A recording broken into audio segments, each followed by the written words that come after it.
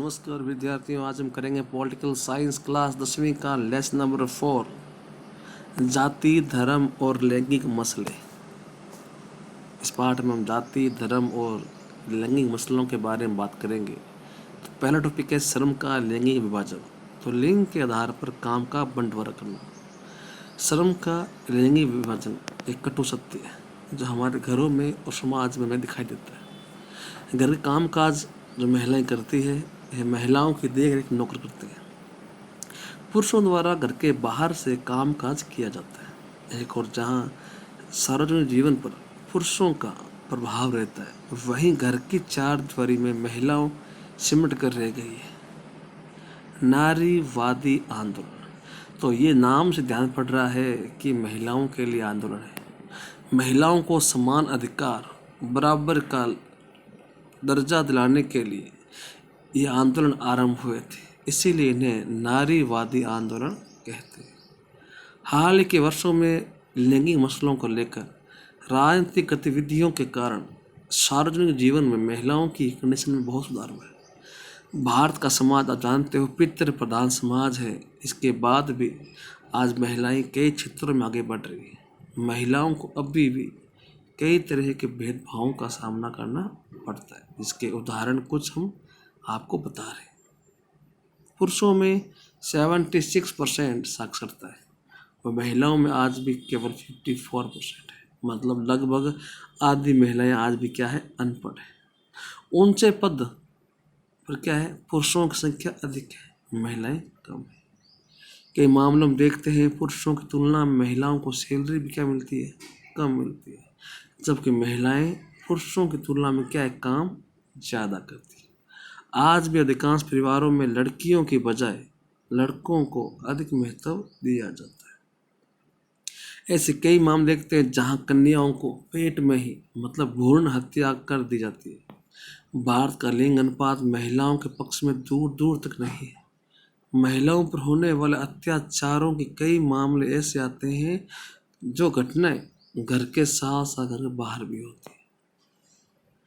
नारीवादी आंदोलन की आवश्यकता। अब इनकी आवश्यकता क्यों हुई? क्यों? औरत की सामाजिक कंडीशन में सुधार के लिए, शिक्षा के लिए, मतदान के लिए, महिलाओं को समाज में एक बढ़िया कंडीशन देने के लिए। इन आंदोलनों में महिलाओं के राजनीतिक और वैधानिक दर्जे को ऊंचा उठाने, उनके लिए शिक्षा और रोजगार के अवसर के बढ़ाने की मांग की गई। मूलगामी बदलाव की मांग करने वाली महिलाएं आंदोलन ने महिलाओं के व्यक्तिगत और पारिवारिक जीवन में क्या किया, बराबरी की मांग उठाई। समाज में महिलाओं की क्या भूमिकाएं करते हैं बात। ये विश्वास है कि औरतों का काम केवल बच्चों की देखभाल करना और घर की देखभाल करना है, ये हम मानते हैं। इनके कार्य को अधिक महत्व नहीं दिया गया, मूल्यवान नहीं माना गया। आबादी में औरतों का हिस्सा आता है, परंतु राजनीतिक या सामाजिक जीवन में उनकी जो भूमिका है या हिस्सेदारी है वो ना के बराबर है। वर्तमान में महिलाओं की भूमिका का परिदृश्य बदल रहा है। आज के साधारण जीवन में महिलाओं की भूमिकाएं, जिम्मेवारियां, पद में क्या है, बदलाव आया है। अब महिलाएं वैज्ञानिक भी है और डॉक्टर भी है, शिक्षक भी है और इन सब रूप में वे अपने जीवन को जी रही। आज महिलाएं हम देख रहे हैं कि फिनलैंड, स्वीडन और नॉर्वे कंट्रीज में महिलाओं की भागीदारी क्या है, ज़्यादा है। अब टॉपिक है महिलाओं के साथ भेदभाव और अत्याचार होते हैं, तो होते हैं भी। हमने पहले बात की थी कि महिलाओं के जो साक्षरता दर है वो 54 है, पुरुषों में 76 है। इसी प्रकार अब भी स्कूल पास करने वाली लड़कियों की एक सीमित संख्या ही उच्च शिक्षा की ओर बढ़ती है। मतलब अधिकांश लड़कियां हैं वो 5वीं या 8वीं पढ़ती है, उसके बाद घर के काम कर सीखती है, क्योंकि माँ बाप लड़कियों की जगह लड़कों की पढ़ाई पर अधिक खर्चा करना क्या करते हैं, पसंद करते हैं। यहाँ विद्यार्थियों थोड़ा सा कर लेना, ये पहुँचे नहीं है, ये पहुँचे नहीं है।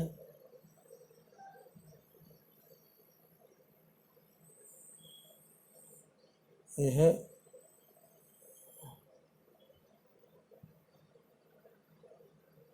ऊंचे, है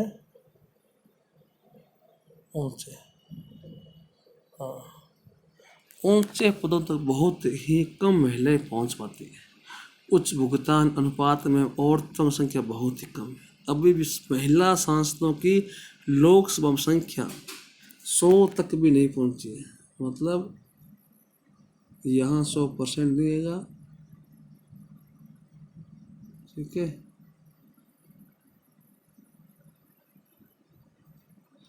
मतलब 100 भी नहीं हुई है। मतलब लोकसभा में 100 महिलाएं भी आपको नहीं मिलेगी, और वहीं राज्यों की विधानसभा में महिलाएं 50 भी नहीं मिलेगी आपको। महिलाओं को अधिकतर काम पैसे के लिए नहीं मिलते। पुरुषों की अपेक्षा उनको मजदूरी कम मिलती है, भले ही काम क्या हो सेम। लड़की का जन्म परिवार पर बोझ माना गया, क्योंकि जन्म से लेकर मरने तक परिवार को कुछ न कुछ क्या देना पड़ेगा। शिक्षा में भेदभाव होता है, जहाँ लड़कों को जीवन यापन करने के लिए कोई ना कोई काम सिखाते हैं, वहीं लड़कियों को केवल रसोई तक ही सीमित मानते हैं। पितृ प्रधान समाज, हमारा समाज शुरुआत से ही पुरुषों का समाज रहा है। हर रोज महिलाओं की भागीदारी बढ़ रही है, पर आज भी महिलाएं पीछे। इसलिए हमारे समाज को पितृ प्रधान माना गया। निजी और सार्वजनिक जीवन विभाजन श्रम के लिंग विभाजन, अधिकांश महिलाएं अपने घरेलू काम के अलावा अपनी आमदनी के लिए कुछ न कुछ करते हैं, लेकिन उनके काम को मूल्यवान नहीं माना गया। उन्हें दिन रात काम करके भी करने श्रेय नहीं मिलता। मानव जाति की आबादी में औरतों का हिस्सा आधा है, पर आम जीवन में उनकी भूमिका क्या है, नगण्य है। विदेशों में महिलाओं को वोट का अधिकार तक नहीं है। उनको वोट का अधिकार दिलाने के लिए बहुत सारे आंदोलन हुए। इन आंदोलनों को नारीवादी आंदोलन भी कहा गया है। जीवन के विभिन्न पहलू जिनमें महिलाओं के साथ भेदभाव होता है, वह निम्नलिखित है। पहला, समाज में महिलाओं का निम्न स्थान। भारतीय समाज में महिलाओं को हमेशा ही पुरुषों के अधीन, विद्यार्थियों में दी नहीं है। ये टाइपिंग मिस्टेक हो जाता है।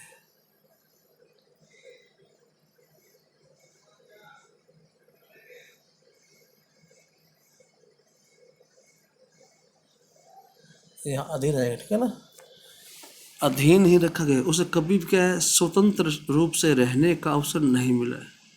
बालिकाओं के प्रति अपेक्षा, आज भी बालिकाओं को अनेक प्रकार से अवहेलना मिलती है। लड़के के जन्म पर आज सब खुश होते हैं, अन्य जश्न मनाते हैं। अन्य क्या करते हैं, जश्न मनाते हैं। और लड़की के जन्म पर क्या है, हम चुपचाप हो जाते हैं। दूसरी लड़की का जन्म परिवार पर बोझ मानते हैं, क्योंकि उस जन्म से लेकर जो ताने मिलते हैं कि लोग मानते हैं कि परिवार को कुछ न कुछ देना ही पड़ेगा। तीसरा, शिक्षा के क्षेत्र में क्या लड़कियों से भेदभाव करते हैं। चौथा, लड़कों को जीवन यापन करने कोई न काम सिखाते हैं, जबकि लड़कियों को रसोई तक ही रखते हैं। अब पढ़ाई लिखाई का भेदभाव होता है। ऊंची तनख्वाह वाले उनसे पदों पर महिलाएं कम पहुंच पाती है। महिलाओं के घर काम को मूल्यवान नहीं माना गया है। पुरुषों की तुलना में महिलाओं को मजदूरी कम मिलती है। लड़की को जन्म लेने से पहले ही मार दिया जाता है। वो महिलाओं को उत्पीड़न, शोषण और हिंसाएं होती है। तो ये था महिलाओं के साथ बुरा बर्ताव। अब है सांप्रदायिकता, अपने धर्म को ऊंचा मानना, दूसरों को नीचा मानना, अपने धर्म से प्यार और दूसरों से क्या करना, घृणा, इसी को सांप्रदायिकता कहते हैं। ऐसी भावना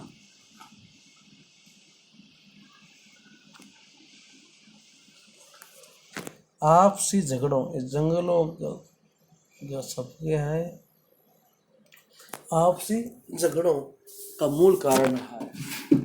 आपसी झगड़ों का ये क्या है, मूल कारण रहा है।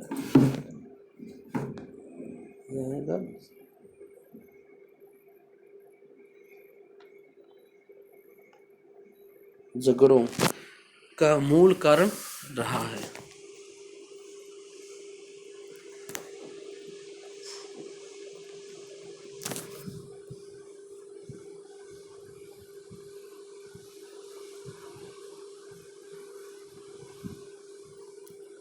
झगड़ों का मुख्य कारण बन जाता है। इस प्रकार से प्रजातंत्र के मार्ग में बहुत बड़ी बाधा बन जाती है, और देश का बंटवारा इसी भावना एक क्या है, परिणाम रहा है। इस बुराई को निम्नलिखित विधियों से कर सकते हैं। पहला है शिक्षा। शिक्षा के पाठ्यक्रम में सभी धर्म अच्छा बताया जाए, विद्यार्थियों को सहिष्णुता और सभी धर्मों का आदर भाव सिखाया जाए। प्रचार द्वारा समाचार पत्र, रेडियो, टेलीविजन, इन सब क्या है, धर्म के बारे में सहिष्णुता की क्या है, शिक्षा का प्रसार किया जाए। धर्म और सांप्रदायिकता और राजनीति, लैंगिक विभाजन के विपरीत धार्मिक विभाजन अक्सर राजनीतिक मैदान में अभिव्यक्त होता है। धार्मिक विभाजन को सांप्रदायिकवाद कहते हैं। सांप्रदायिकवाद के कारण देश में झगड़े होते हैं, शांति भंग होती है और ऐसा वातावरण क्या है, लोकतंत्र तो बिल्कुल नहीं होता। समुदायवाद के कारण क्या है, देश के अंदर घृणा और मतभेद होता है, देश की एकता का एंड होता है। इस प्रकार से लोकतंत्र में क्या है, खतरा हो जाता है। जब एक धर्म के विचारों को अन्य से श्रेष्ठ मानते हैं तो कोई एक धर्म समूह अपनी मांगों को अन्य समूहों के विरोध में मानेगा। इस प्रक्रिया में जब राज्य अपनी सत्ता का इस्तेमाल करता है और किसी एक धर्म का पक्ष लेता है तो इससे कंडीशन क्या है, खराब हो जाती है। राजनीति से धर्म को इस तरह जोड़ना ही सांप्रदायिकता है या सांप्रदायिकवाद है। लोकतंत्र की सफलता का आधार जनता में सहनशीलता, साझेदारी, बंधुत्व और सभी के विचारों के प्रति सहिष्णुता है। परंतु सांप्रदायिकवाद के कारण इन सब के मार्ग में क्या बाधा आती है। अब सांप्रदायिकता का रूप क्या है, एक धर्म को अन्य से श्रेष्ठ मानना, राजनीति के एक अलग से इकाई बनाना, मतलब धर्म के आधार पर अपनी वोट बैंक बनाना, धर्म के पवित्र प्रतीकों या धर्म गुरुओं द्वारा भावनात्मक अपील करना, मतलब अन्य धर्म के प्रति गलत बातें बोलना, सांप्रदायिकवाद के आधार पर हिंसा, दंगा और नरसंहार। धर्मनिरपेक्ष शासन, भारत के संविधान में किसी भी एक धर्म को विशेष दर्जा नहीं मिला। किसी भी धर्म का पालन करने, प्रचार करने की क्या है, आज़ादी है। धर्म के आधार पर कोई भी क्या है, भेदभाव नहीं होता। शासन को धर्म के मामले में दखल देने का अधिकार है। संविधान में किसी भी तरह का जातिगत भेदभाव को निषेध माना गया। अब है जातिवाद। जातिवाद आज भी इंडिया का एक अभिन्न अंग है, जानते हो भाई। समय समय उसका बदलाव होता है परंतु उसमें क्या आज तक अधिक सुधार नहीं हो पाया। और क्योंकि संविधान ने किसी प्रकार के जातिगत भेदभाव को निषेध किया है, जाति व्यवस्था से पैदा होने वाले अन्याय को समाप्त करने पर जोर दिया। पर इन सब के बावजूद भी समकालीन भारत से जाति प्रथा विदा नहीं हो पाई। जाति व्यवस्था कुछ पुराने पहलू आज भी समाज में विद्यमान है। अभी अधिकतर लोग अपनी जाति या कबीले में विवाह नहीं करते हैं। सदियों से जिन जातियों को पढ़ाई लिखाई क्षेत्र में प्रभुत्व था वह आज भी है। आज की शिक्षा में उनका क्या बोलबाला है। जिन जातियों को पहले भी पढ़ाई से वंचित रखा गया था उनके सदस्य आज भी क्या है, पीछे है। जिन लोगों का आर्थिक क्षेत्र में प्रभुत्व था वह आज भी थोड़े बहुत अंतर के साथ आज भी हैं। जाति और आर्थिक हैसियत में काफ़ी निकट का संबंध माना गया। देश में संवैधानिक प्रावधान के बावजूद युवा छोटी प्रथाएं अभी भी क्या है, समाप्त नहीं हो पाई है। यहाँ विद्यार्थियों छोटी नहीं आएगा, यहाँ आएगा जाति। यहाँ क्या आएगा, जाति प्रथा भी क्या है, समाप्त नहीं हो पाई है। अब राजनीति में जाति, चुनावों का देखते हैं कि वोटरों से जाति के हिसाब से लोग वोट मांगते हैं और समर्थन हासिल करने के लोग जातिगत भावनाएं भड़काते हैं। देश किसी भी संसद क्षेत्र में किसी एक बहुमत नहीं है। कोई भी पार्टी एक जाति या समुदाय से वोट हासिल नहीं कर सकती। जातिगत असमानता, जाति के आधार पर आर्थिक विषमता आज भी हम देखते हैं।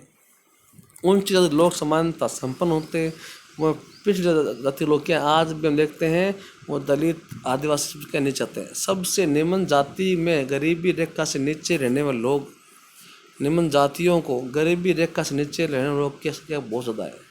अपने इसको चार्ट के माध्यम से समझेंगे। गरीबी रेखा से नीचे रहने वाले लोगों की जनसंख्या, जहाँ ऐसी वर्ग है वो 45.8% ग्रामीण है और गरीब है। और शहरों में ये लोग 35.6% गरीब है। और वहीं जो एससी हैं वो 35.9% ग्रामीण है गरीब हैं, 38.3 हैं वो गरीब है। वहीं ओबीसी 26% लोग क्या है जो ग्रामीण है तो गरीब है। शहरों में 29.3 क्या है गरीब है। मुस्लिम को जाते हैं 26.8 ग्रामीण है गरीब है और 34.2 शहरी हैं और गरीब है। हिंदू जातियाँ 11.7 क्या है गरीब है जो ग्रामीण है, 9.9 क्या है गरीब है जो शहरी है। ईसाई जातियाँ जो 9.6 है ग्रामीण है गरीब है, 5.4 शहरी है गरीब है। सिख जातियाँ ग्रामीण में 0% गरीब है, शहर में 4.9% क्या है गरीब है। अन्य जातियाँ 16% ग्रामीण है, गरीब है, और 2% क्या है, शहरी है, गरीब है। यह आंकड़ा आपको NSSO के 5th राउंड का 1999 का और 2000 का आंकड़ा है। इस तरह विद्यार्थी आज अपना लेसन 4 भी क्या है, कंप्लीट होता है। अगर आपको लेसन पसंद आए तो वीडियो को शेयर कीजिएगा, लाइक कीजिएगा, और जितना हो सके वीडियो फैलाइए। विद्यार्थियों, स्कूलें आपकी ऑफलाइन क्लासें आपकी अगस्त में ही स्टार्ट होगी, उससे पहले स्टार्ट नहीं होगी। पूरी कोशिश रहेगी कि अगस्त लगने से पहले पहले आपकी 10वीं क्लास की चारों किताबें पूरी करा दूँगा। तो वीडियो पसंद आए लाइक कीजिए, कमेंट कीजिए, शेयर कीजिए। धन्यवाद।